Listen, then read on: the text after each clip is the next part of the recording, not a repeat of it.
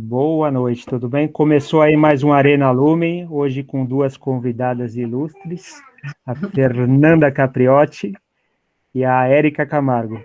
Fernanda, se apresente, por favor. Oi, Paulo, boa noite, pessoal. Primeiro, muito obrigada pelo convite, né, e pelo espaço bacana da gente discutir aqui a respeito da área. Bom, eu já tenho mais de 20 anos de experiência em recursos humanos, e desses 20, né, comecei lá como analista de recrutamento e seleção, passei por consultora, e dos últimos 8 anos, né, estive à frente de duas grandes corporações no cargo de liderança da área de recrutamento e seleção. E agora, desde fevereiro, eu estou em casa, né, com a estratégia de empreender, né? Vamos aproveitar agora esse momento da pandemia, deu para fazer essa boa reflexão do que será aí o meu novo trajeto em recursos humanos.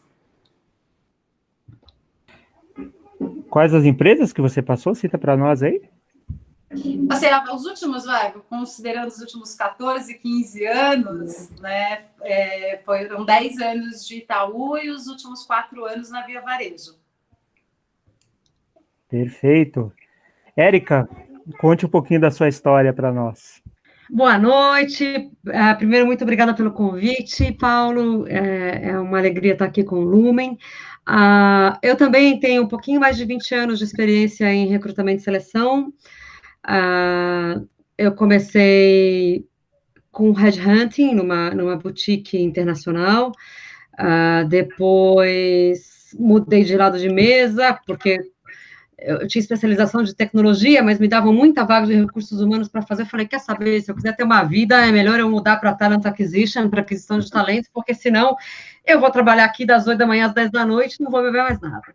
E aí trabalhei em empresa de software, depois liderei estrutura de aquisição de talentos em mídia, consumo, indústria, e agora eu estou num RPO, talvez um dos RPOs mais antigos do Brasil, numa estrutura global. Eu cuido de Brasil e outros 4 países, totalmente dedicado à estrutura de aquisição de talentos da Ericsson, telecomunicações.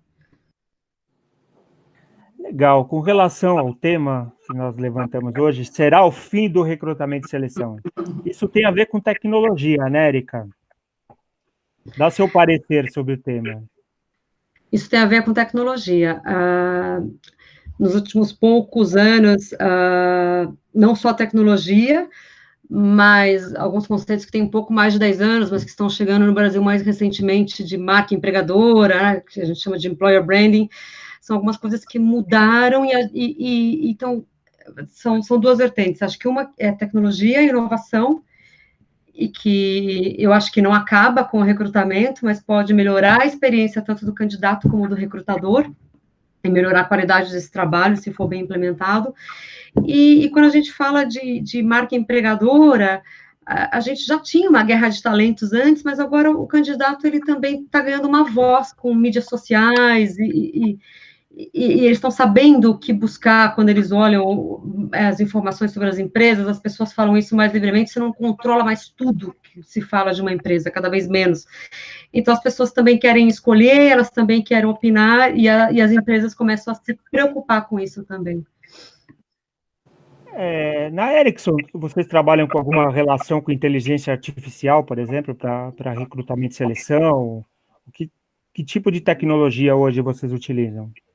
Tá. Em inteligência artificial, a gente tem uma das preocupações quando a gente olha a experiência do candidato é a descrição de cargo, né? Você vai ver, às vezes, descrições de cargo enormes, que não querem dizer nada, com um monte de requisito, que você fala assim, bem, isso nem quem trabalha lá na Marvel, né? E como dizia um presidente que trabalhou comigo uma vez e usa cueca por cima das calças, vai ter tudo isso de pré-requisito.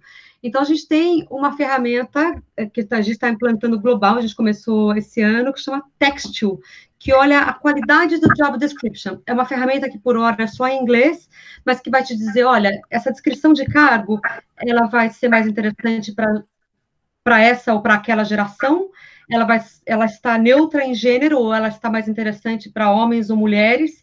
Então, essa descrição de cargo, ela não está muito entusiasmada, melhor você colocar um ponto de exclamação aqui e ali, ou uma interrogação, menos parágrafos menores, menos texto, ou menos itens, né, que a gente fala bullets. Então, a gente tem uma ferramenta de inteligência artificial que ajuda a gente a escrever melhor a descrição de cargo, para ela ser mais atrativa. E você, Fernanda Capriotti, o que você me diz com relação à tecnologia aplicada ao recrutamento e seleção? Você teve alguma coisa diferente, tanto na Via Varejo quanto no Unibanco? Sim, no Itaú já, né? Itaú, Unibanco. Por que eu chamo sempre de Unibanco, né? Conheceu na época de Unibanco ainda, Paulo, mas não conta isso, olha só quanto tempo faz. Pois é verdade. Já passei dos 40 já, então deve ser por isso. Isso é rivalidade. Sim, acho que faz uns 5 anos, aproximadamente, que eu venho estudando quais são as tecnologias que a gente pode aplicar para melhorar os processos seletivos. Né? Então, desde de ATS, né,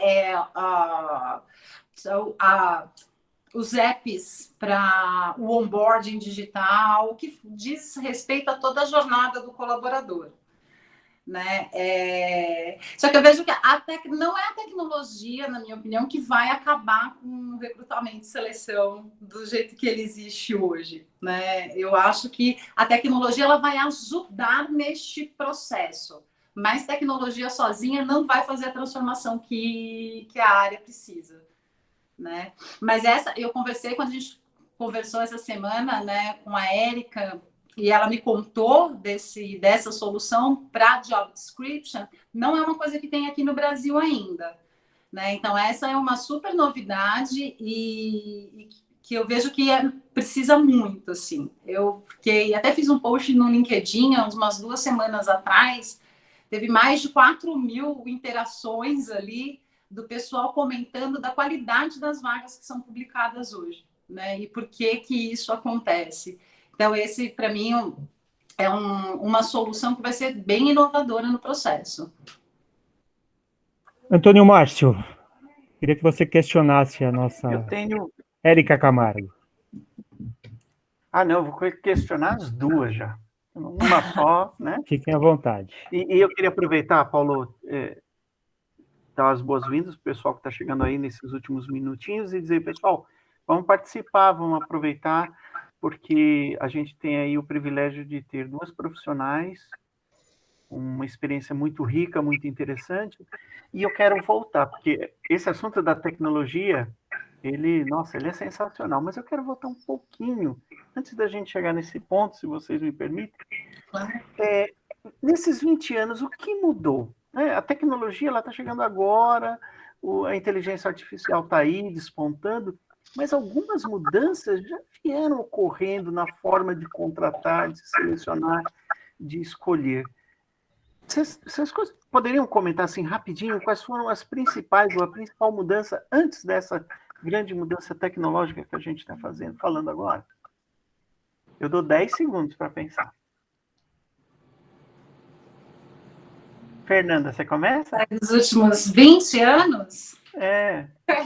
Mudou. Antônio, eu comecei na época que a gente recebia currículo por fax, pelo correio, né? Guardava em arquivo de aço, nas pastas suspensas, né? Ou tinha um programa básico ali que quem está ouvindo e é dessa nova geração nunca ouviu falar disso, era programado em DOS. Então, assim, tivemos avanços. Né? Assim, acho que a tecnologia abarcou isso. Você consegue receber hoje por e-mail, por WhatsApp, enfim, por qualquer aplicativo rápido, você está com o teu currículo ali na mão, você não precisa mais esperar por isso. Os próprios sistemas de triagem, né? Então, os ATS, né? Que a gente tem centenas de ATS hoje disponíveis no mercado, também é um grande avanço nisso. E a utilização das mídias sociais, né? Se a gente considerar o LinkedIn, por exemplo, chegou aqui no Brasil em 2010, né? 2010 e 2011, a gente está falando aí dos últimos 10 anos. Então, essa é uma grande mudança que aconteceu. E eu tenho uma percepção que, aí quando a gente fala de pessoas, né, quem está por trás fazendo recrutamento e seleção, que aconteceu uma juniorização muito grande dos profissionais da área. Né? Por quê? Eu não sei se vocês já viveram isso, quem tem mais tempo vivendo recrutamento e seleção do outro lado da mesa dentro das empresas, já ouviu assim, fazer recrutamento e seleção é fácil, né? É só procurar o perfil no LinkedIn. Por que vocês têm tanta dificuldade assim? Tem 40 milhões de pessoas no LinkedIn, vocês não acham a pessoa? Então é fácil fazer recrutamento e seleção. Então, eu acho que com este mindset das lideranças, né, a gente acabou passando, na última década, por uma juniorização muito grande do time de recrutamento e seleção. Acho que ele vem aqui, sei lá, nos últimos 1 ano, 2 anos, voltando a ter relevância dentro dos RHs. Ótimo ponto, depois eu vou voltar nesse daí. Érica, fala pra gente. O que mudou? Eu sou da época das páginas amarelas também. O que não mudou é, para você fazer um recrutamento de nicho bem feito, você tem que cobrir o mercado. Você tem que ter certeza, principalmente se você for um consultor externo, de você mostrar e fazer um mapeio. Agora, o que mudou? Fora a tecnologia, preocupações recentes, olhar a diversidade. Antigamente era bonito, né? Você fala assim, eu quero o grande homem branco. Hoje em dia, não. Hoje em dia, a gente começa não só falar assim, não, é PCD só para cumprir a cota. Não. Você começa a questionar esses tetos de vidro das carreiras das mulheres, você começa a questionar esses tetos de vidro nas cadeiras de deficiente, você começa a voltar com as suas lideranças e falar assim, tá bom, você quer contratar negro, mas você vai abrir mão do inglês? Isso está mudando. E a tecnologia é fascinante, e acho que a tecnologia ajuda a gente justamente ao contrário, a trazer, assim, só vai ser um bom recrutador, não necessariamente quem for menos júnior, mas quem souber influenciar e analisar bem, porque se você tem uma máquina boa que te faz a triagem, você não vai mais gastar tempo. A gente já implantou na Ericsson no último ano também o onboarding digital e tudo isso, você não vai mais gastar tempo nisso. Você tem volume, você pode usar a videoentrevista, que a gente já estou a segunda empresa que eu implanto com muito sucesso. Quem é bom? Quem vai conseguir ajudar um gestor, a influenciar um gestor, a ter confrontos positivos dentro da empresa para levar uma agenda de diversidade, mesmo que essa agenda tenha que vir muitas vezes da liderança e tenha que vir de todos os recursos humanos, quem tiver mais atualizado ou adaptar sua linguagem de marca empregadora e trabalhar ou dentro de recursos humanos, ou dentro de talent acquisition, ou dentro de comunicação com uma linguagem uniforme que fale bem com o seu público. Então, eu acho que é o contrário. A gente tem uma tendência de a tecnologia ajudar e obrigar as pessoas de recrutamento a serem ainda melhores. Eu queria chamar agora a Heloíse, que inclusive é a nossa próxima palestrante semana que vem, né, Heloíse? Tudo bem? Oi, pessoal, boa noite. Sim, serei a próxima. Por favor, questione os colegas de RH.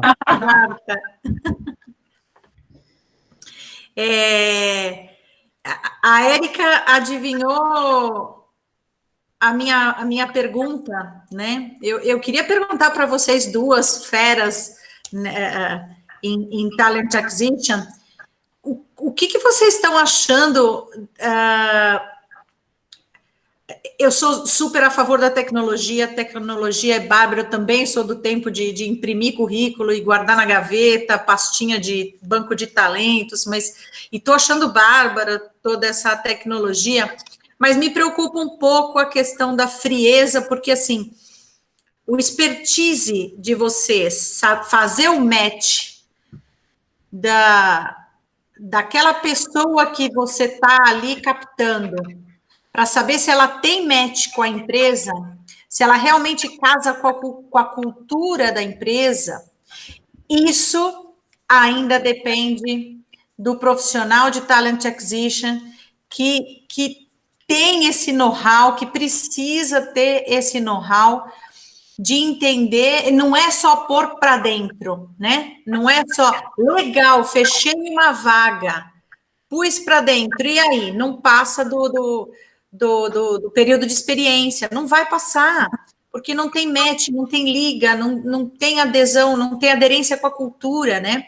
Então, o que me preocupa, assim, esse excesso de tecnologia que nós temos hoje, e aí, Érica, me corrige, por favor, se é ou não é um excesso. Por exemplo, eu tive contato com uma plataforma onde o candidato, ele faz a sua inscrição, ele aplica o seu currículo e ele deixa ele deixa uma mensagem de vídeo, né? Então, por exemplo, eu sou candidata, eu coloco lá: olá, meu nome é Heloísa, eu estou me candidatando à vaga X, e eu sou boa nisso, eu sou boa naquilo, Então, me preocupou essa falta de contato humano, sabe? Então, assim, eu me aplico, eu deixo o meu vídeo, e de repente eu sou uma pessoa tímida, eu vou muito mal nesse vídeo, e de repente eu sou uma profissional incrível. E aí, do outro lado da linha, né, quem vai assistir esse vídeo pode, de repente, dizer assim: ah, essa pessoa não serve, porque ela não conseguiu fazer um vídeo. Mas, gente, hoje em dia a tecnologia, as pessoas estão se acostumando com essa tecnologia, né? Então, de repente, ela vai muito mal no vídeo, ela faz um péssimo vídeo, e aí, do outro lado, existe uma interpretação daquele vídeo e tal, né? Então, a minha pergunta para vocês, duas feras, assim, o que vocês estão achando desse excesso de tecnologia? É um excesso de tecnologia? Ou isso veio para ficar e, de repente, assim, não vai ter mais do outro lado da linha quem faça essa interpretação desse vídeo e tal? O que vocês estão achando disso? Quer falar, Fernanda? Depois eu falo. Tá bom. A Érica tem mais experiência com as videoentrevistas, né? Mas, Heloísa, eu acho que o humano, o contato humano e essa avaliação, ela nunca vai ser substituída. Sim. Tá? O que a tecnologia nos ajuda, eu acho que é chegar num filtro mínimo de candidatos. Assim, vou te dar um exemplo. Quando você está trabalhando em grande varejo, né, que foi a minha experiência, e com o índice de desemprego que a gente tem hoje, né, você divulga uma vaga para vendedor, por exemplo, a gente já chegou a ter 6.000 inscrições para uma vaga de vendedor. Pois é. Como é que a gente faz? É humanamente impossível analisar, né, 6.000 currículos. Isso. Então, a tecnologia ela nos ajuda a ir fazendo todos os filtros para identificar quem são ali os 10, 15, 20, né, que estão mais adequados àquele perfil. Isso mesmo. E aí, a partir daí, né, a gente começa esse contato humano. Então, porque ele não vai substituir. Eu falo, olha, eu já fiz vários testes para ver fit cultural, teste de aderência, já fiz N pilotos, pilotei, verifiquei a aderência disso, para a gente chegar ali, como é que pega fit cultural e tudo mais através da tecnologia, mas nada vai substituir o humano. Eu falei, ainda não desenvolveram nenhum algoritmo capaz de fazer isso. Não sei se vai ser possível. Capaz de substituir aquela pecinha que fica atrás do Note, né? Não, não vai. Ainda que não bom, foi, né? Não foi possível. Que bom. A conversa aqui, Heloísa, é meio sem graça, porque eu e a Fernanda, a gente conversou, e a gente pensa muito parecido. Elas ensaiaram, gente. Não, eu já implantei vídeo entrevista 2 vezes. Os meus volumes foram de varejo. Nesse Me ponto, conta, quero saber o que está rolando nesse... Eu te diria assim, por isso que eu digo que o recrutador tem que ser cada vez melhor, porque a inteligência artificial ela só se torna mais inteligente se ela tiver gente boa para calibrar. Legal. Ela diminui, sim, diversidade e ela Perde aumenta gente boa. vieses. Ano passado eu fiz o meu primeiro programa de estágio, olha, gente, 20 anos de carreira foi meu primeiro. E tinha eu e um meu recrutador júnior, assim, que ainda estava na faculdade. E a gente tinha eu e ele 6.000 currículos, 6.000 pessoas para a gente triar entre estagiário e trainee. Se não fosse a videoentrevista, eu vi, em 2 horas eu revisava 30 jovens. Eu fiz. Eu revisava 30 jovens. Num dia, eu não ia conseguir falar nem com 15, se eu ligasse. Verdade. Então, assim... Érica, só precisa ajustar um pouquinho a câmera, que eu acho que você bateu. Ela, deu uma descidinha, agora tá bom. Você conseguiu ver? Eu tenho uma questão muito grande quando eu fiz o piloto com vídeo entrevista, porque a gente já tem um olhar treinado e consegue tirar ali um pouco do viés, né? Eu tenho uma grande questão quando a gente disponibiliza isso para os gestores, né? Os gestores internos não têm o treino que a gente tem para fazer as análises. A gente precisa investir muito na capacitação dessas pessoas. Para não, olha só, essa roupa não tá bacana, essa pessoa tá de camiseta, ou tá com a porta do armário aberta e tá bagunçado, então é desorganizada. Sabe essas coisas que vai ter um julgamento? Julgamento. Isso. Sabe o que eu fiz? Precisa tirar da frente, né? Precisa capacitar muito bem o gestor para fazer isso. Quando eu implantei a primeira vez, foi um processo top-down e era para todos os profissionais de área de vendas e marketing de uma empresa industrial de engenheiros. E eu sentia isso, inclusive uma resistência geracional dos candidatos fazerem isso por serem mais sêniores e tal, e isso foi há 3 anos, e isso mudou. Agora, o que eu fazia? Quando eu mandava o candidato com a vídeo, ele já tinha vindo para uma dinâmica no escritório, o gestor já tinha visto esse jovem fazendo uma apresentação de um business case, já tinha visto uma dinâmica desses jovens, eles se apresentando, eles construindo coisas juntos em equipe, então cortou um pouco isso, porque eles já tinham conhecido pessoalmente, mas num dia eles viam 50 jovens, então a vídeo entrava como uma complementação. Sim, legal, aí sim. Ai, que bom. Muito Pessoal, bom, obrigada. Valeu, Heloísa. Obrigado pela participação aí ao vivo e a cores. Deixa eu falar, tem 2 perguntinhas aqui no chat que eu achei interessante. Uma tem muito a ver com essa pergunta da Heloísa, que foi a Natália, e ela perguntou se vocês entendiam a tecnologia como um complemento ou como fator principal para recrutamento e seleção. E eu gostei muito dessa definição da Érica. Quer dizer, a tecnologia ela vai absorver as tarefas, né, que a gente fala que seriam consumidoras de tempo, para justamente liberar o profissional para onde ele vai fazer a diferença, né, e por isso que ele precisa ser bem treinado. Então, Natália, eu acho que a tua pergunta acabou sendo respondida por aí, se não, me avisa aqui no chat. Mas eu tenho a Luciana Galvão também fez uma pergunta interessante, que é o seguinte: como fica a aplicação de teste psicológico nos processos seletivos? Vocês acham que eles continuarão sendo utilizados no futuro? E aí nós estamos falando desde os testes automatizados, né, as ferramentas, até um teste presencial ali, no tete-a-tete, como a Heloísa comentou agora há pouco. Teste psicológico, gente, continua? Olha, eu acho que tem espaço para todo mundo no mercado. Eu gosto muito das alternativas novas de gamification, então, dos candidatos jogarem. E, no fundo, eu não sou psicóloga, tá, gente? Desculpa, eu sou economista.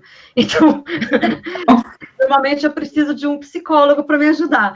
Mas eu gosto muito de jogo, porque é uma coisa mais lúdica, mas muitos deles vão ter um arcabouço nos mesmos testes psicológicos, são um novo jeito de fazer a mesma plataforma. A minha experiência em multinacionais é que, principalmente muita empresa americana que eu trabalhei, às vezes há uma resistência, porque também considera isso um preconceito. Então, não é qualquer empresa que gosta de usar tanto.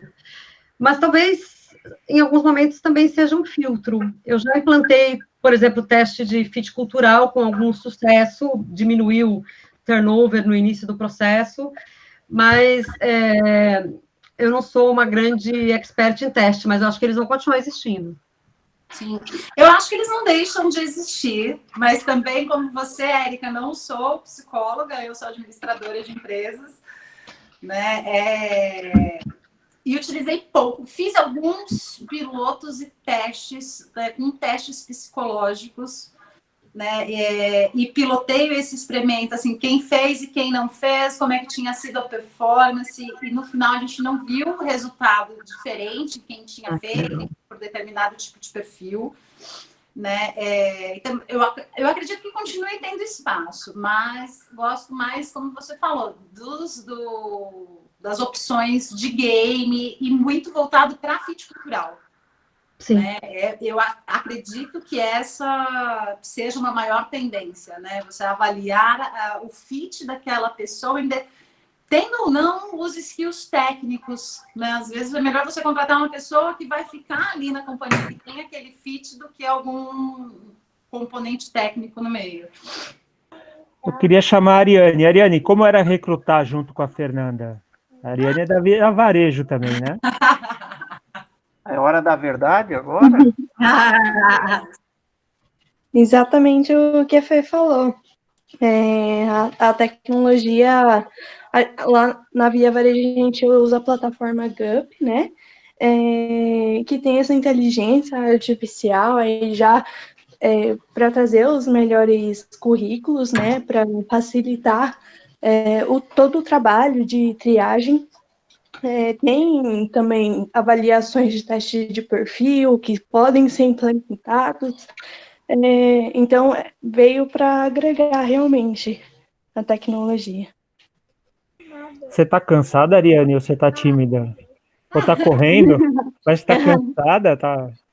Tô tímida, não pensei que eu ia participar. Ah, aqui é assim, é tudo surpresa.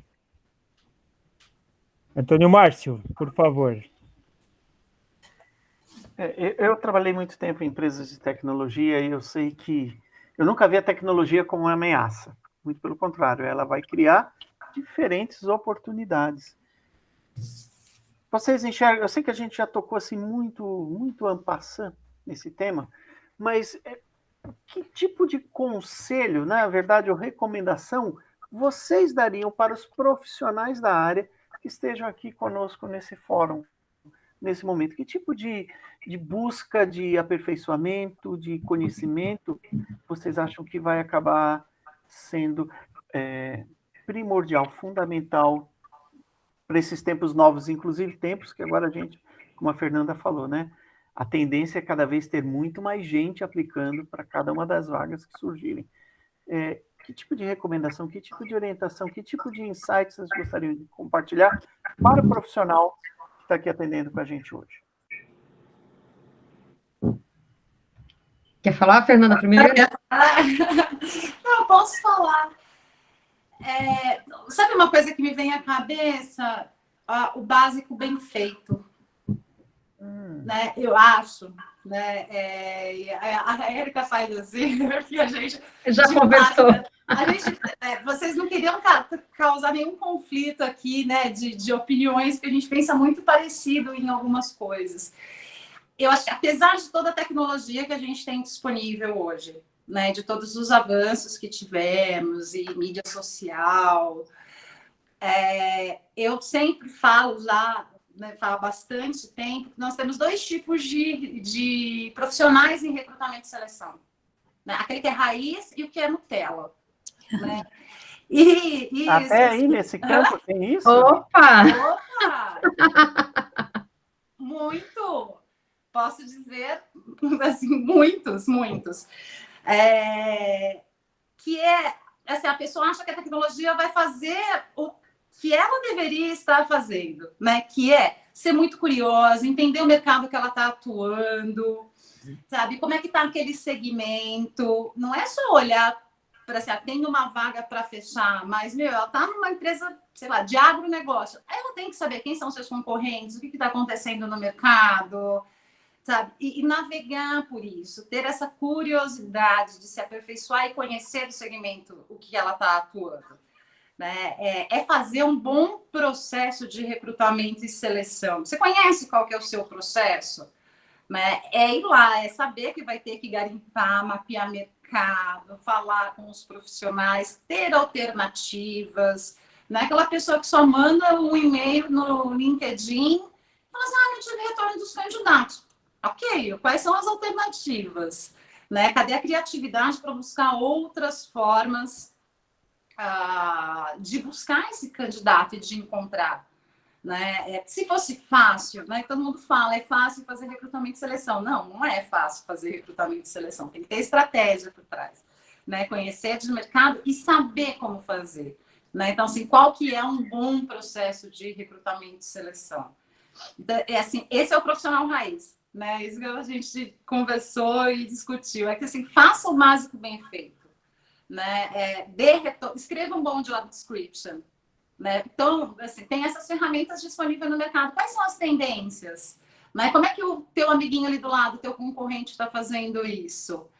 Né? Dê retorno para os candidatos, gente. Isso é tão chovendo molhado, né? Tanta gente reclama que não tem retorno. Então, vamos cuidar da empatia de quem está lá do outro lado e dar retorno para os candidatos. Sabe, básico bem feito? Acho que é isso, né? Que eu daria de conselho para quem está começando hoje e fala assim, quero fazer recrutamento e seleção. Né? Então, vamos entender, né, o que é fazer recrutamento e seleção muito bem feito. Não, totalmente de acordo aqui do meu lado, a gente conversou disso, para mim é o arroz feijão, quem começou em consultoria faz isso de uma maneira consistente, sabe que não adianta você falar assim, não tem o candidato, se você não mostra que você percorreu o mercado, que não existe, enfim, aquela pessoa. Então, acho que conforme você... Se a área para você ficar em recrutamento, hoje em dia é legal olhar People Analytics, eu tenho estudado isso, é legal você olhar a experiência do candidato, é legal você olhar a marca empregadora, mas fazer recrutamento, eu já vi muita empresa moderninha, lá no, assim, que canta de que é ótima e que tem employer branding incrível e tem o sistema mais legal e que, sei lá, me faz ir lá 3 vezes na mesma semana fazer entrevista e depois nunca mais nem me liga, eu nem quero me dizer, nem ter falando um e-mail assim de por que não me contratou, mas nunca nem me volta para falar, aí, ó, cancelou, ou resolvemos por alguém. Então, assim, eu acho que feedback é o mínimo e o processo seletivo sem preguiça. A história do básico bem feito, né? Esse básico bem feito. Acho que ele se perdeu no meio do caminho, né? Tem tanta inovação, tanta tecnologia, tanta coisa, que se perdeu o que é o básico do recrutamento e seleção bem feito. Né? Se deposita na tecnologia toda a expectativa, né? E foi um pouco disso que eu falei da juniorização, né? A gente tem uma geração toda que foi criada, né, em recrutamento e seleção sem essa base sólida do que é um bom processo. Paulo, eu já vou passar a palavra para você, porque esse assunto ele enseja uma outra reflexão, uma má contratação, ou seja, a gente trazer o candidato. Isso tem custo? Isso é ruim? Olha, tem uma conta, viu? Uma má contratação, só a substituição é mais 1 ano de salário, né? Exatamente. Fora, dependendo da área que a pessoa atua, o que ela deixa de gerar de negócio, o que ela traz de prejuízo. Tem uma conta, eu acho que são 2 anos e meio de salário, uma contratação errada, né? Mas eu não lembro mais a conta de cabeça, mas... E queima a marca, né, Érica? Aí pode ser um monte de coisa. Fora que você pode gerar problema, se for um líder, você pode gerar problema na equipe, sei lá, é imenso o problema. Uma coisa que a tecnologia pode levar, eu queria levantar isso para vocês duas, vocês falaram de marca empreendedora, certo? Mas do outro lado também tem um candidato que hoje, por redes sociais, você tem acesso tanto na Ericsson como no Itaú, não no Unibanco, e na Via Varejo, por exemplo. Vocês avaliavam isso com relação em redes sociais, o que o candidato apresentava? Porque está na moda hoje, né? Você vê diversos casos hoje que pessoas foram demitidas por causa de informações disponibilizadas em redes sociais. Como vocês lidam com isso no recrutamento e seleção? Paulo leu meu artigo dessa semana, Paulo? Estou sempre antenado. Não, eu escrevi porque isso é de um livro que eu gosto muito, né? O Ambiente do Trabalho 2020, que a Jane Master lançou em 2010. Né? Ela escreveu ali quais seriam as 20 tendências para a área de recursos humanos em 2020. E aí, esse ano eu resgatei para dar uma estudada nisso, e lá ela já falava isso, né? Que o recrutamento ia começar pelas redes sociais. Né? Eu não tive essa prática, tá, Paulo? Eu não efetivamente olhava e analisava o comportamento das pessoas nas mídias sociais. Não tinha nenhuma das minhas experiências. A gente colocou isso como uma fase do processo ou analisava isso, não. Eu também não. mas às vezes a gente olha a reputação da empresa na mídia social. Eu não tenho isso na Ericsson, mas a gente gostaria de ter uma pessoa administrando melhor o Glassdoor e essas ferramentas virtuais que têm essa interação, mas acho que sem dúvida é uma tendência, né? E acho que sim, as pessoas têm que tomar cuidado com o que elas postam nas redes sociais, porque isso nunca se apaga. Inclusive, a Luciana do Glassdoor também participa do Glooming também. Então, qualquer dia a gente traz ela, né, para bater um papo.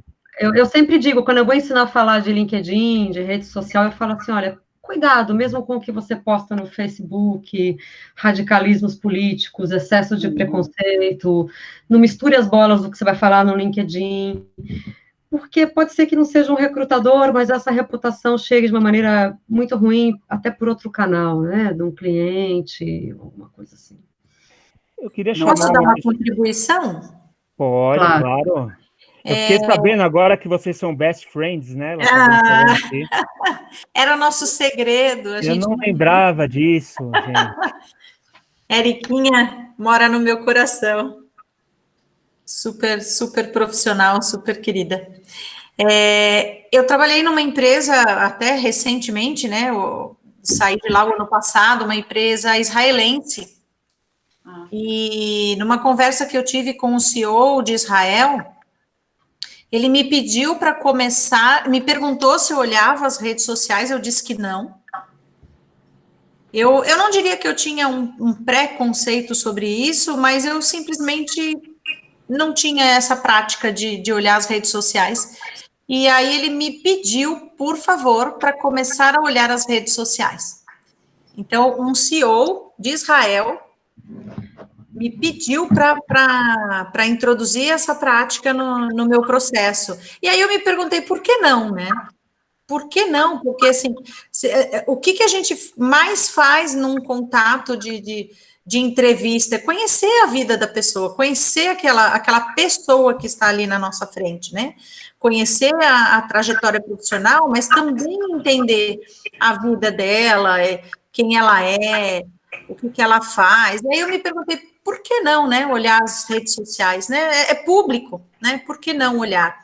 O que a gente, de novo, né, tem que tomar cuidado com o julgamento. A gente, óbvio que a gente evita contratar pessoas radicais, isso não é legal mesmo, né, isso pode trazer grandes problemas para dentro de uma empresa, os extremos sempre são prejudiciais, né, mas, de novo, temos que tomar um baita cuidado com julgamentos, porque rede social é algo muito pessoal, né? Eu queria... Ô, Érica, você vai comentar, Érica? Não, eu já vi propostas, eu já tive o processo de background checking, aquela checagem de referências feito regionalmente por um fornecedor, era tudo automatizado, né? Obviamente, por trás tem pessoas também fazendo verificação, e você pega coisas que não é da nossa cultura, mas que são muito interessantes, acho que, na minha opinião, até mais complicadas que a rede social, é quem diz que nunca terminou uma graduação. Aliás, quem diz que se graduou e você descobre que não se graduou coisa nenhuma. Mas essas empresas, às vezes, também colocam no pacote essa parte da rede social. A gente não contratou por uma questão jurídica, meu empregador achou que não valia a pena, mas tem empresas que já fazem isso para vocês também como parte, para a gente, né, como parte da tecnologia embarcada no processo. Fernanda, algum comentário sobre redes sociais? Não dá mais para dissociar, né, Fernanda? Não dá. É o que o Paulo falou, né? O que a gente mais vê agora, né, e mais recentemente, são as pessoas sendo demitidas, né? Por conta dos seus posicionamentos em redes sociais. Aconteceu nos últimos meses aí e bem recente. Então, eu acho que não dá mais para dissociar. Então, e o que escreveu, né, fica lá para sempre. É difícil você tirar, né? O pessoal faz print da tela, não tem jeito. Não é só rede social, né, gente? O WhatsApp também, né? Então, tá ali, é um aplicativo que tá ali, né? Contou para um grupo, não é mais segredo. Então, tem que ficar bem atento com isso também. Ótimo. Eu queria falar com a Isabela Santos. A Isabela fez uma colocação, uma afirmativa, que eu achei muito legal aqui no chat, e eu concordo, e eu também não sou, né, psicólogo. Ela diz o seguinte, que é fundamental ter paixão para atuar com seleção. Isabela, você quer comentar alguma coisinha, quer adicionar? Porque quer A participar? Isabela tem que aparecer agora. Você falou, perguntou, tem que aparecer. Não é castigo, não. É só que você pode enriquecer. Alô, Isabela? Bom, enquanto a Isabela não aparece, tem que ter paixão, gente. Paixão é um componente de seleção? Sem dúvida. Ah, na verdade é a Cláudia. Cláudia! Estou o nome da minha filha. Cláudia, desculpa. Você quer comentar, Cláudia? Eu já embarquei aqui na sua pergunta. Se estiver tudo bem assim, eu acho que tá. Oi, desculpa. É que eu acessei aqui e apareceu o nome da Isabela. Isabela é minha filha, a Cláudia. Cláudia, oi, Cláudia. Cláudia, Fê. Tudo. Não, é que né, acho que estava sendo comentado até no chat, né, quais eram as competências, né, e o que o profissional de RH e de seleção precisa ter, e eu acredito muito no gostar, né, disso, né, acho que concordo bastante com o que a Érica e que a Fê trouxeram, né, da questão até da juniorização, né, do time, porque precisa gostar, né, precisa gostar de entender o perfil dos candidatos, e não ficar só limitado, né, na questão das triagens automatizadas, né? Então, eu acredito muito, porque é um processo difícil, né? Não é fácil fazer recrutamento e seleção, você precisa ter uma persistência e uma resiliência muito forte, e precisa ter paixão mesmo por conhecer as pessoas, conversar com pessoas, entender a necessidade, né, da vaga em si, pensando em todos os aspectos, e a paixão vai muito naquela coisa de você trazer a pessoa certa para aquela cadeira e ver o quanto você faz diferença na vida de muitas pessoas, né? Cláudia, o que o Itaú tem apresentado de novo aí? Porque já faz um tempinho que a Fernanda saiu de lá, né? O que vocês têm de novo na área de recrutamento e seleção? Olha, tem muita coisa. Eu acho que o Itaú tem trabalhado muito com essa questão também da inteligência artificial, da automatização. Então, a gente tem aí para cargo de entrada, né, para os cargos mais de base, existe uma ferramenta que está atrelada aí ao próprio Facebook, mas isso são pilotos ainda, né? Na verdade, isso não acontece em todas as posições. Tem muitas ações, acho que a Fê trouxe bastante isso, né? A gente já trabalha muito com essa questão de marca empregadora, né? De parcerias fortes aí com as divulgações, mas acho que basicamente todas as tendências, e acho que todas essas possibilidades de testes, né? Fit cultural, testes de lógica, a gente testa bastante até para poder ver se isso traz ou não algum diferencial para a contratação da pessoa certa. Érica, como que eu acho a pessoa certa? Me fala, assim, como que você faz isso dentro da sua empresa? Conta para nós. Nossa, Paula, você sabe que eu sou uma pessoa muito intuitiva, né? Tem hora que você simplesmente sente, mas e que dá certo. Não, eu acho que com o tempo, e por isso que é legal, conforme você vai ganhando experiência, é que você começa a entender não só o que o gestor quer, mas o que ele precisa, o que a empresa precisa. Quanto mais você conhece da empresa, quanto mais você aprende da cultura. E veja bem, tem empresa hoje em dia que já fala que não tem que olhar fit cultural coisa nenhuma, que diversidade mesmo é você nem olhar o fit cultural, mas eu estou acostumada a trabalhar mais olhando a ferramenta certa para o trabalho certo. Então, eu concordo com o que a Fernanda falou lá atrás. Às vezes, não é necessariamente a experiência correta, mas enfim, são os valores que tem um fit com a empresa, a cultura, e aí essa pessoa vai desenvolver grandemente, né? Infelizmente, a gente ainda tem muita liderança que vai focar em requisitos de experiência, mas se a gente olhar perfil, motivação, valores, eu acredito que você vai muito mais longe. Deixa eu só complementar minha pergunta, depois pode passar para a Fernanda também. Você já usou a intuição para o recrutamento e seleção e depois falou, nossa, por que eu contratei essa criatura? Tem algum caso excêntrico para nos passar? Olha, eu acho que a gente tem que errar, né? Senão a gente não aprende com o erro. Estou tentando lembrar de alguma vez, assim, que eu me arrependi, me enganei. Não serve eu que você me contratou para trabalhar no Google, hein? Não vai ficar meu caso, né?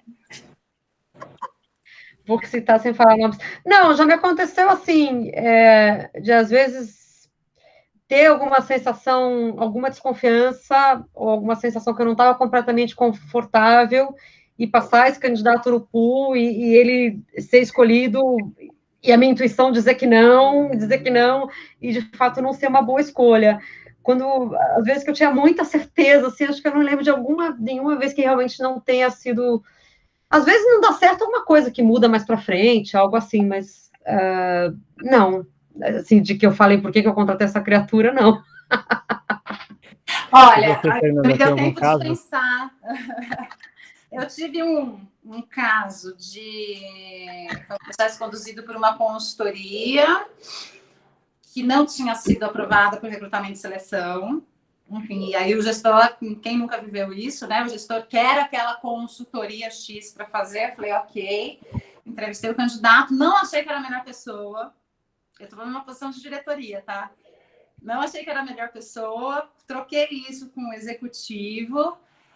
Ele insistiu. Né? Assim, eu falei assim, mas eu não conseguia tangibilizar o que era. Tinha alguma coisa que me falava, sabe? Eu acho que é isso que a gente não consegue levar a tecnologia. Mas alguma coisa me dizia que não ia dar certo, assim. E aí... O cara aceitou a proposta, a gente comunicou a equipe, foi aquele show, olha, dia tal ele começa. E aí eu comecei, né? Como era uma posição de diretoria, eu acompanhava até o fim. Enfim, olha, a lista de documentos, quando que você vem assinar o contrato. Hoje não dá. Hoje não dá. Hoje não dá. A gente já tinha comunicado a equipe internamente, já tinha falado o nome, enfim. E ele desistiu no dia de começar. Contou uma história super triste. Enfim, familiar, que não dava, queria dar um tempo da carreira que ele não ia atuar em outros segmentos. Fiquei super dó, né? Fiquei ali uma hora de terapia com a pessoa no telefone e tudo mais. Eu falei assim, mas tinha alguma coisa me dizendo mesmo que não era a pessoa certa. Uma semana depois, por intermédio de um amigo meu da faculdade, no LinkedIn, eu fiquei sabendo que ele tinha assumido a diretoria em uma outra empresa. Porque este meu amigo da faculdade comentou um post, sabe? E aí eu vi que toda a história é triste, ele não teve coragem de admitir, né? Que ele tinha aceitado outra proposta. E é uma posição de diretoria, gente. Eu falei, nunca mais, assim, nunca mais. Você está falando isso, eu tive um caso semelhante, que o candidato mentiu para mim. Ele foi trabalhar num concorrente, ele já estava lá, e me dizia que estava no mercado. Gente, se juntar 3, 4 pessoas da nossa profissão, assim, escreve um livro daqueles. Dá. Mas olha, tem muito mais casos positivos de intuição, viu? Muito mais. Tenho vários. Mas aí eu liguei para ele e falei, é verdade que você começou nessa outra empresa concorrente? Não, é mentira. Te juro, eu liguei na recepção da empresa e era verdade. E eu soube por fofoca. E a gente gostava do candidato. E aí... Mas, enfim, mas aí não foi tanta intuição, mas foi um caso escabroso, assim. Mas deu tudo certo, no final ele continuou lá. Mas a gente tem vários casos, né? É isso, dá um livro. Antônio Márcio, você de novo? Deixa eu aproveitar aqui, porque essa questão de mentir em currículo, né? A gente tem visto aí celebridades, gente do governo, gente do alto escalão. Vocês acham que a tecnologia, de alguma forma, pode fazer algum double check antes, principalmente em algumas informações, como passagens por empresas, diplomas, graduações. Tem como a tecnologia ajudar? E se tem, isso já está implementado? Tá sim, Antônio Márcio, eu já usei, a gente está, a empresa que eu trabalho hoje está para implantar uma solução na América Latina, mas onde eu trabalhava antes, que era industrial, a gente já usava um fornecedor global que olhava se as pessoas tinham se graduado, onde elas diziam, que ligava para os antigos empregadores e perguntava, confirmava cargos e período. E assim, dependendo do país, porque aí eu trabalhei com vários países na época, dependendo do país, ia olhar a parte creditícia, ia olhar, assim, a parte criminal, e aí dependia o que o jurídico de cada país deixava a gente olhar ou não. O processo demorava uns 10 dias, ou às vezes até um pouco mais, mas a gente tinha isso implantado em todo, pelo menos toda a Américas, né, de Canadá para baixo, toda a Américas eu tinha isso implantado. E era tecnologia, então o recrutador, ele só acompanhava a plataforma, e eu fui candidata também, tive essa experiência, e você ia ali entrando os seus documentos, sua cópia do seu diploma, e essa empresa era um fornecedor que ia verificando esse tipo de informação para você. Quem for assistir esse vídeo no LinkedIn vai ver que não vai ter vida fácil com as duas, né? Precisam ser checados, né? Não tem jeito.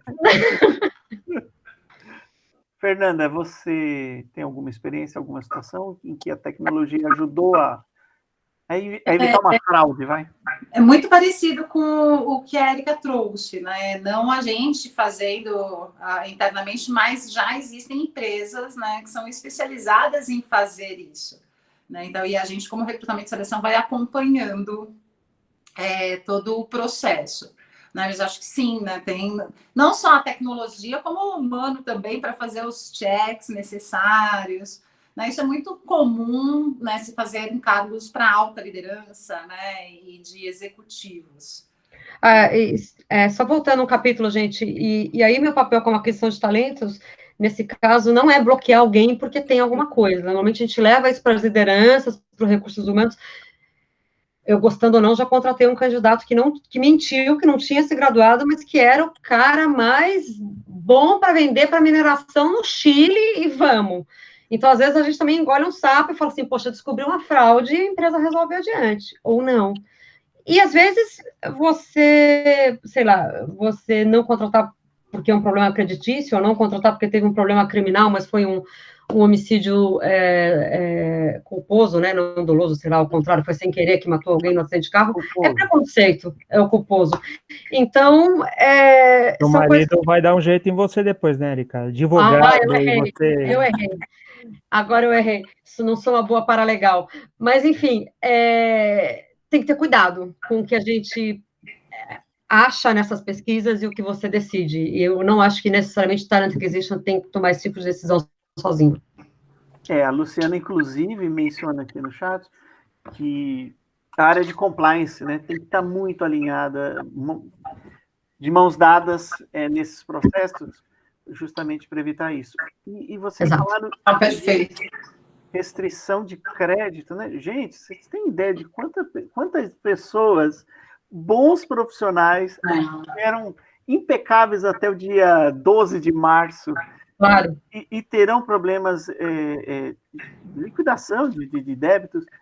Vocês imaginam que isso vai ter uma tolerância um pouquinho maior agora em função desse contexto? É algo que, como você comentou, Érica, a empresa deve ser um pouco mais flexível?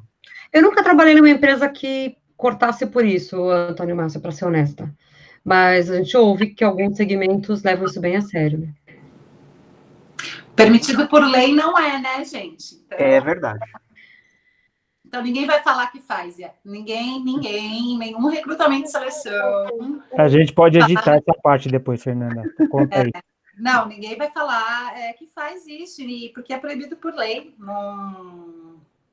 Não se deve fazer essa prática, é uma forma de discriminação.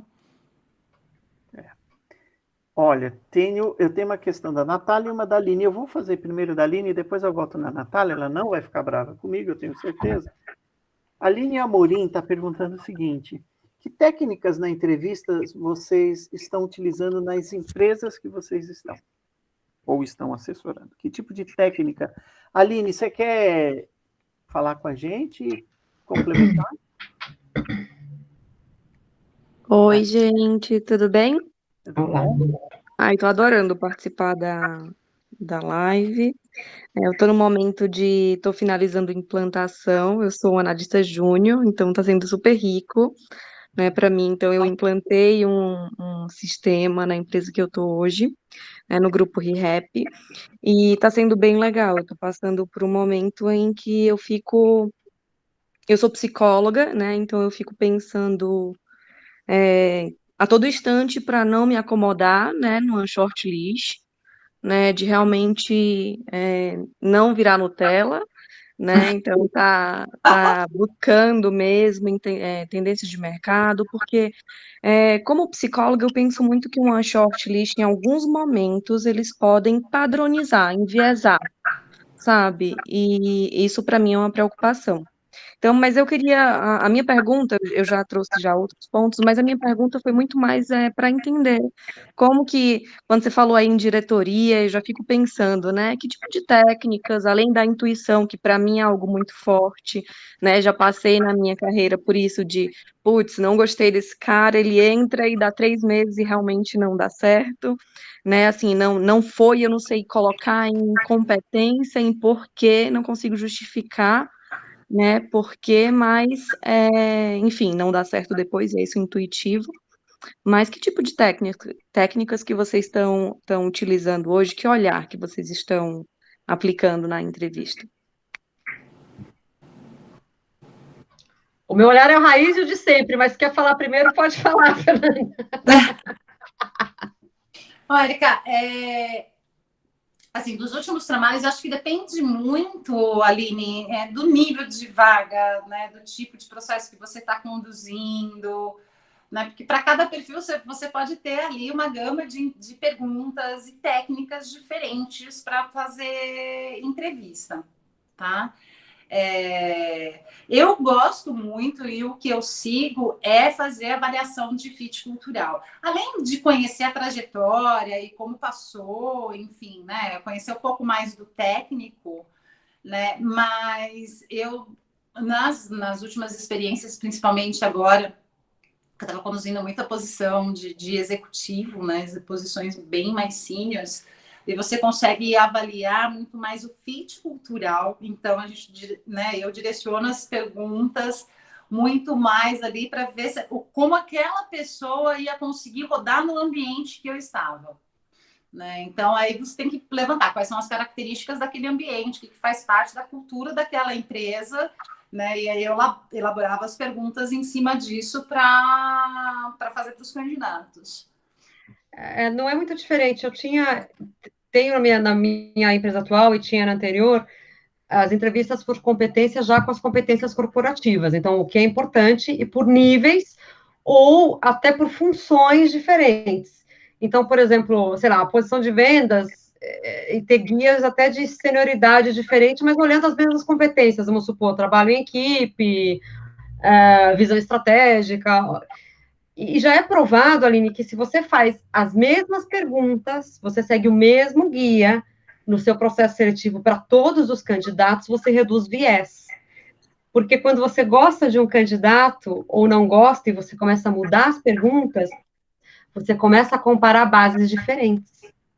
Então, tudo bem você ter uma pergunta que você desenvolve de como, o que você sentiu, o que você fez, mas se você começa a mudar a pergunta base de, por exemplo, me conte uma vez que foi difícil trabalhar em equipe e você teve que se adaptar.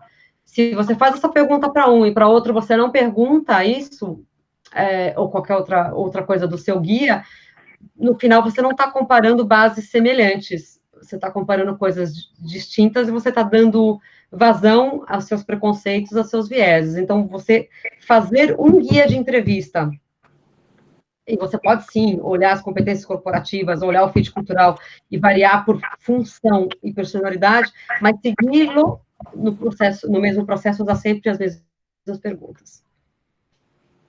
Tem uma questão agora da Natália Borini, vulgo chamada minha esposa, eu tenho que perguntar, porque senão eu vou dormir no sofá hoje, né? Então, vamos lá. O que vocês acham da contratação por indicação? Não tem a ver com tecnologia, mas por segurança é melhor eu fazer a pergunta, tá? Senão vocês já sabem o que acontece comigo. Por favor. Pode falar. A indicação tem que passar pelo mesmo processo junto com os demais candidatos, né? E eu já comprei altas brigas por conta disso, assim, e eu continuo acreditando nisso, assim, né? Tem que ter, por isso que é tão importante você ter um processo, né? Você consiga avaliar todos os candidatos de forma igual, como a Érica acabou de falar. Né? E aí você mostra, se a indicação for a melhor pessoa comparado com os demais candidatos, beleza, vamos seguir com ela, acaba sendo mais rápido, mas você precisa ter base de comparação. O processo de referência de candidato interno, eu já faz muitos anos que eu trabalho em empresas que têm um processo não para subordinado direto, mas que premia recomendações quando essas pessoas são contratadas. Então, esse é um processo muito legal. Você, de certa maneira, a gente dizia assim, gente boa conhece gente boa. Então, de certa maneira, você também mitiga parte do que é o risco do fit cultural, você já sabe que a pessoa, quando você recomenda alguém, você não recomenda só alguém porque precisa, você recomenda alguém porque acha que vai funcionar. Então, assim, se você tem um processo justo e uma base de comparação, como eu falei, que você está comparando todo mundo da mesma maneira, os indicados, os recomendados, hoje em dia já é comprovado que eles têm mais sucesso e um onboarding mais rápido nas empresas, mas você precisa garantir ao máximo possível que se tenha base de comparação para a gente chegar a essa conclusão da maneira mais idônea possível. Eu acho que o Márcio me contou um exemplo desse, né, Márcio, que acontecia bastante essa questão da indicação e da premiação. Era o famoso Employee Referral Program, né? Isso. Então, e é isso mesmo, Érica, ele diminui bastante porque passa a não ser um desconhecido total e, em teoria, é uma pessoa que já foi brifada por quem convidou, dizer, olha, vai aparecer uma vaga lá, é assim, assim, assado, você tá afim? Então, já fez como que fosse um filtro, né, bem de leve, e a empresa realmente premiava de acordo com o grau da vaga, mas, como a Fernanda falou, passava todo mundo pelo mesmo processo, pelo mesmo critério. Não tinha predileção nenhuma. Eu queria aproveitar e fazer um gancho numa pergunta, porque é um pouco do que vocês comentaram, suscitou aqui em mim uma dúvida. Existe uma lenda que diz que nós, seres humanos, temos a tendência a contratar, não estou só falando do recrutador oficial, nós temos, como requisitante, contratar pessoas semelhantes a nós. Uhum. Isso é verdade? Procede essa informação? Então, assim, eu sou certinho com horário, com agenda, a minha tendência é contratar. E como que os processos poderiam evitar esse tipo de viés, né? Que a gente comentou agora há pouco, e isso me lembrou um pouquinho na hora de quem está solicitando a vaga. Às vezes não deixa isso explícito, mas no jeito que ele desenha a vaga, ele coloca lá. Então, qual é o papel do recrutador? Agora é a pergunta. Qual é o papel do recrutador em ajudar a desfiltrar, a melhorar essa vaga, além de conhecer bem o ambiente da empresa, gente? Recrutador Nutella. Você quer ter sucesso, você traz alguém que estudou a mesma coisa ou no mesmo lugar que essa pessoa, ou que trabalhou nas mesmas empresas. Vai dar certo. Para reduzir esse viés, você tem que convencer o gestor, e eu te diria que é uma luta quase inglória, mas eu nunca desisto, a ele usar um guia de entrevista e usar as mesmas... Nossa, mas vive o ambiente. Né? Voltou? Eu caí? Travou? Desculpa, é onde eu parei. Que é uma luta inglória, que usar o gestor fazer as mesmas entrevistas. Então, eu acho que vale a pena sempre insistir nisso. Se ele fizer as mesmas entrevistas para os candidatos diferentes, você tem mais chance dele reduzir esse viés. Mas é uma tendência humana, isso não é mito, não. né? Porque é difícil, né? Eu acho que a gente fala tanto de diversidade, né? De gênero, né? De etnia, mas a diversidade de ideias, né? E de pensamentos é tão importante dentro de um time, né? E dá mais trabalho contratar alguém que é muito bom e que pensa diferente de você, que vai, né, ali te provocar no dia a dia. Por isso que a gente vai para o mais fácil, né? Esse é o viés da gente buscar isso, alguém que é mais parecido com a gente que vai, né? Mas o quanto essa diversidade de pensamentos agrega para o time, né? Então tem que sempre tem que provocar. Acho que o papel do recrutador, né, do bom recrutador, é aquele que vai influenciar, ele conhece muito bem, né, o gestor ali, o seu cliente, conhece o ambiente para conseguir fazer esse tipo de provocação para o gestor. Eu queria chamar agora o Fábio Pareja. Fábio, se eu não me engano, se as redes sociais não mentem, você não é de RH, correto? Fábio, está entre nós? Fábio... Oi, desculpa. Você achou que ia passar reto, né? Tem uma mocinha dormindo no meu colo aqui. Qual o nome dela? Tirar do mudo, eu coloquei o telefone para carregar. Vamos lá. Fábio, você não é de RH, correto? Não, não sou de RH. Que empresa que sou você está comercial atualmente? De tecnologia. Ah, já. É verdade, né? Da Go Ahead, é isso? Isso. Estou pesquisando a vida de todo mundo aqui no LinkedIn. Estou vendo, Paulo. Você tem alguma pergunta para fazer para os nossos palestrantes de hoje? Eu discuto muito esse tema praticamente todos os dias, né?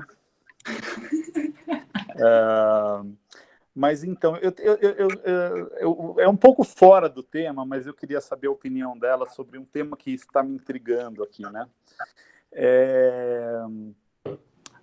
Recentemente, vem se falado muito aí sobre a performance do trabalho remoto, muita gente elogiando isso, né? E bem pouco tempo atrás, a gente falava dos novos escritórios colaborativos, sem divisórias, o quanto isso agregava para as empresas. E aí eu queria saber a opinião delas, assim, né? Porque todo mundo agora descobriu que o trabalho remoto ele é fantástico, e a gente não tem mais aquela interação, aquele calor ali no dia a dia com as pessoas. Por outro lado, há muito pouco tempo atrás, a gente estava comemorando essa quebra de barreiras, né? As divisórias que não existiam, as salas que não existiam mais, e aí eu queria saber a opinião delas a respeito disso. Quer falar, Fernanda? Eu falo. Pode falar, Érica. Tá. Tá primeiro. Olha, Fábio, eu trabalho no modelo misto há cerca de 10 anos, de trabalhar alguns dias de casa e outros dias no escritório. E eu acho que talvez algumas pessoas tenham mais dificuldade de trabalhar totalmente remoto. Acho que a gente, como líder, está tendo um exercício, uma prova de fogo agora de controlar menos e olhar mais resultado. E eu acho que, para quem era muito tarefeiro, eu já trabalhei com pessoas que exigiam muito essa relação presencial, está sendo uma prova de fogo.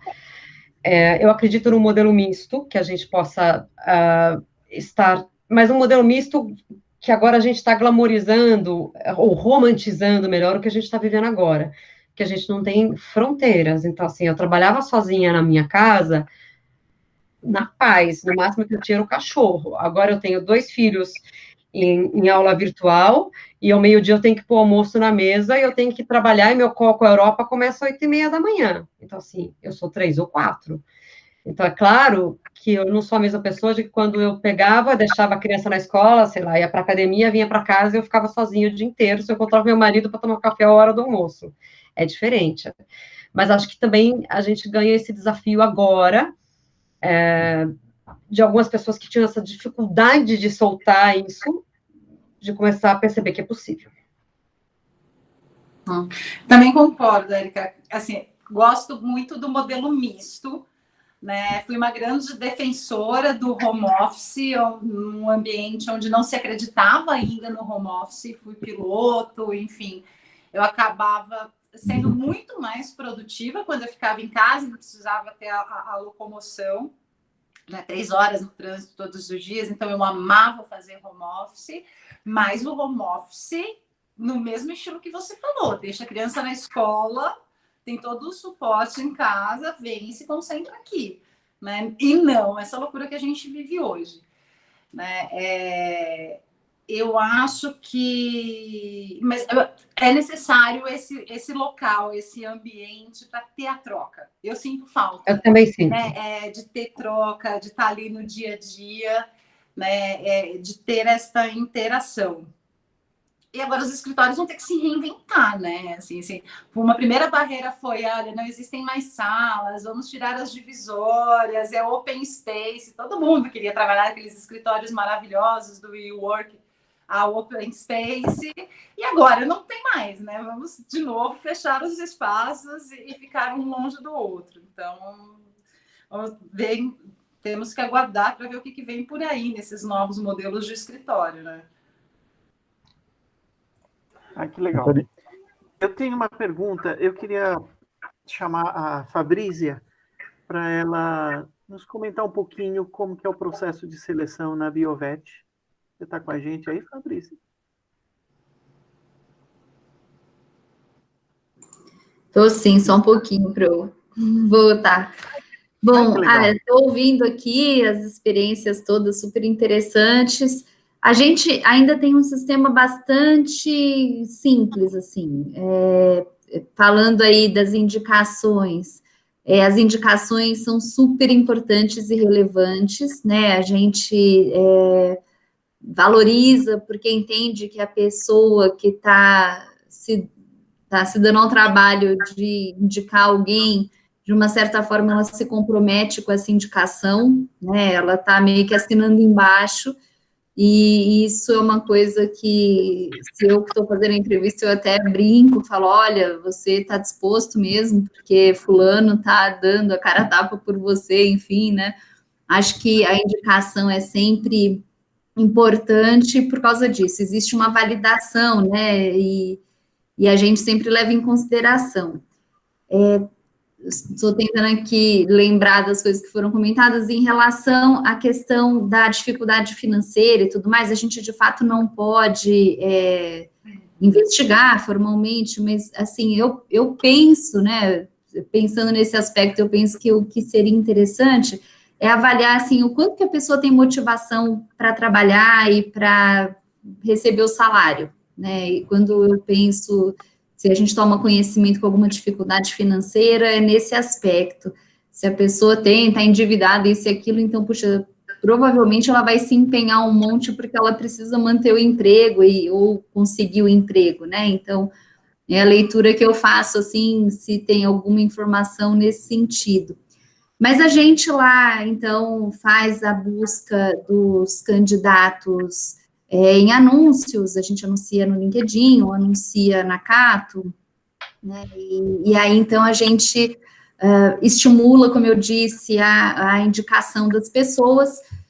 Temos o recrutamento interno, que também é bem importante na nossa empresa, a gente sempre procura abrir as vagas internamente antes de abrir fora, e havendo condição, a pessoa tendo aquela competência necessária e os conhecimentos, enfim, a gente prioriza a contratação interna, né? Então, isso também é um movimento. E a entrevista em si é basicamente, a parte da seleção em si é basicamente entrevista, se tem alguma situação técnica que precisa ser verificada, pode ter alguma provinha de conhecimento. Na época que era possível, a gente, dependendo da quantidade de candidatos, a gente conduzia a dinâmica, né, para poder observar as coisas que não são necessariamente ditas, né, porque acho que, de uma certa forma, as pessoas acabam meio que se programando de como fazer a entrevista, né, o que o entrevistador vai querer ouvir, isso acaba acontecendo. E aí, na dinâmica, você tem chance de observar alguns comportamentos, né, que se a gente consegue pensar numa dinâmica realmente efetiva para o que você quer observar, você consegue pegar uma série de coisas, né, porque a pessoa está ali envolvida naquilo e às vezes dá uma escorregada, então é uma oportunidade também para ver. Essa situação, então, neste momento não está sendo possível conduzir em função da pandemia, mas também é uma parte importante. E acho que essa coisa que vocês falaram também do feeling, acho que é importante. A gente que entrevista e fala com muita gente, a gente acaba, de uma certa forma, pegando nas entrelinhas algumas coisas. Não que a gente seja infalível, claro que não. Mas acho que muitas coisas a gente consegue pegar, e acho que é importante a gente confiar no nosso feeling, né? Acontece, às vezes, de você falar, nossa, eu tenho que dar os candidatos para o meu requisitante, e aí eu falo, bom, tem que passar esse aqui também, aí o requisitante escolhe justo aquele que você fala, nossa, era a minha opção, assim, tipo, numa graduação era, tipo, segunda, né, terceiro, dependendo da quantidade de pessoas que você consegue, e aí é difícil mesmo, porque várias vezes aconteceu às vezes eu estar com o pé atrás e falei, mas ok, vamos ver, né, vou passar, e no final das contas não virava. Então é isso, um processo nosso lá é bem comum, assim, bem simples, não tem nada, assim, que eu possa agregar, lamento, mas é bem basicão mesmo. Olha, eu estava vendo a Fernanda e a Érica, e assim, é enriquecedor o que você compartilhou com a gente, porque traz uma outra visão de realidade do nosso país, né, Fabrícia? Essa é a grande realidade, a luta pelos orçamentos, pelas verbas, para a gente conseguir, e você adota aí alguns parâmetros e algumas posturas muito interessantes que eu classificaria dentro de recrutador raiz, né, Fernanda? Você viu? Sim, com certeza. Lidando com as limitações, mas indo buscar aquele além, aquilo que está além. Então, foi muito legal a tua participação. Te agradeço aí pelos pontos. Algum comentário, Fernanda? Eu concordo com o Antônio Márcio, assim, a Cláudia acabou de compartilhar, né, nossa, o Itaú tem um orçamento significativo para a seleção, né? Alguém está dando eco. Saiu gol em algum lugar, gente, todo mundo no mundo.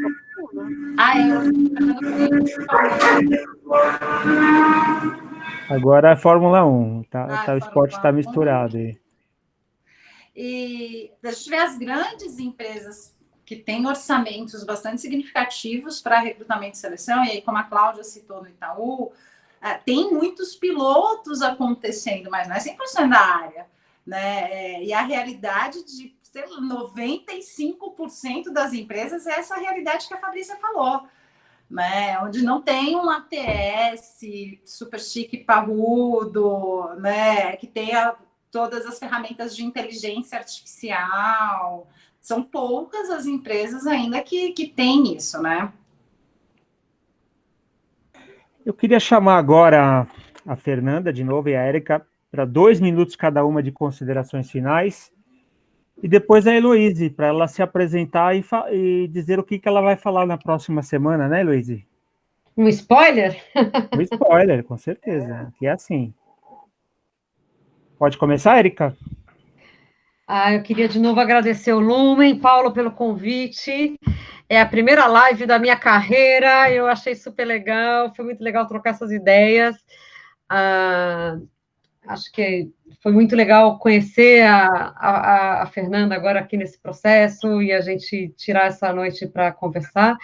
E acho que a verdade é essa também, a gente tem um país com muita gente disponível, com tecnologia ainda custando caro, com uma realidade diferente, e as coisas vão demorar a acontecer. Então, a gente está sonhando, a gente tem que ficar atualizado, mas tem que ter a cabeça lá no céu e o pé na terra para a nossa realidade, para o que a gente tem e o que dá para fazer. E, de novo, né, na incapacidade de inovar com tecnologia, nem toda inovação é tecnologia. Eu ia falar. E a gente acabou de falar, o arroz com feijão bem feito, Às vezes, eu tenho um processo seletivo que a gente fala assim, eu ponho um e-mail toda semana para todos os candidatos a estágio, dizendo o que vai acontecer e quando vem, para eles não ficarem sem ouvir nada. É um e-mail, é um WhatsApp. Talvez você não vai agradar todo mundo. Sim, algumas pessoas vão querer mais personalização, mas alguma coisa é melhor que nada. Então, assim, é aprender com os nossos erros e continuar sempre, e a gente faz o que é possível. E boa noite a todos, muito obrigada. Fernanda Capriotti. Paulo, eu quero de novo agradecer o convite, eu adorei, né, estar aqui com vocês essa noite. Acho que é um espaço bacana para a gente compartilhar a nossa experiência. Adorei conhecer a Érica, né, no processo, e a gente percebeu o quanto a gente é parecida com uma série de ideias, né, então foi um aprendizado bem bacana. Falou que gostou e achou legal, já entra na fila de novo, tá? Entra na fila de novo. Tem outros temas. Não, sempre que você quiser, Paulo. Agora que eu passei pela primeira, pronto, já vi que é tranquilo. Também foi minha primeira vez, assim, né? Você falou no começo que eu estava nervosa, agora estou mais tranquila, né? Porque estão aqui todo mundo com a mesma intenção, né? De trocar informações, não tem certo e errado, são as experiências de cada um. Né? E a contribuição da Fabrícia agora no final traz isso da realidade, né? A análise do Antônio Márcio foi muito bacana nesse sentido, né? Então, não precisa de tecnologia, né? Para fazer um bom processo de recrutamento e seleção. Ele vai ajudar, né? Bastante. A tecnologia ajuda bastante, mas não precisa, né? Você consegue sim fazer um processo muito bem feito usando a criatividade, sabe, usando o interesse, buscando, né, esse conhecimento. Tem tanto conhecimento disponível, gente, tem tanto conhecimento disponível, né, tem tanta gente bacana para trocar ideia, e eu acho que, acima de tudo, tem que amar fazer, não é simples, né, e tem que ser apaixonada pelo que faz, porque isso, como a Cláudia falou, né, faz diferença na vida das pessoas. Então, é muita responsabilidade estar do outro lado da mesa, né? Selecionando e incentivando aquela pessoa a tomar uma decisão de carreira, né? Então, tem que ser bastante apaixonado também para estar fazendo isso. É isso. Cadê o spoiler, Heloísa? Está preparada aí? Lá vamos nós. Muito bem. Para quem não me conhece, eu sou Heloíse. Sou uma profissional com 28 anos de carreira, cruzei aí os caminhos da Érica, nós trabalhamos juntas na Newell, ela me contratou, fui selecionada por ela, passei pelo crivo dela, e ela me selecionou também para ser amiga pessoal dela, eu fui aprovada no processo seletivo como amiga pessoal, então é um prazer enorme estar aqui ouvindo a Fernanda também, ouvindo todos vocês, também é um prazer enorme participar do Grupo Lumen, que eu estou adorando, é um grupo muito ativo, é um grupo muito grande e muito ativo, né? O Paulo está de parabéns, já disse isso a ele algumas vezes ultimamente, mas realmente, de verdade, é um grupo muito bom, muito ativo, muito atuante, e é isso que todos nós precisamos agora, né? Eu sou especialista em desenvolvimento organizacional, tracei a minha carreira e voltei a minha carreira toda para o desenvolvimento organizacional, sou formada em psicodrama pedagógico, sou practitioner em PNL e sou coach. E de uns bons anos para cá, de uns 14 anos para cá, eu tenho trabalhado muito fortemente com a liderança, né? E sempre fiz trabalhos fortes com a liderança, de assessment, de desenvolvimento da liderança, mas neste momento nunca foi tão importante trabalhar a liderança. O mundo mudou muito e mudou muito rápido, né? Então, assim, você tem líderes nadando de braçada nesse trabalho remoto, conduzindo muito bem os seus times remotamente, mas você tem aquele que ele próprio, como vocês disseram, como nós falamos hoje no nosso encontro aqui, ele próprio não aceita muito bem o trabalho remoto, ele não lida bem com isso, né? Então, ele fica para trás, o time dele fica para trás, o resultado da empresa fica para trás. E como é que a área de recursos humanos consegue trazer todos para o mesmo nível, para a mesma página, né?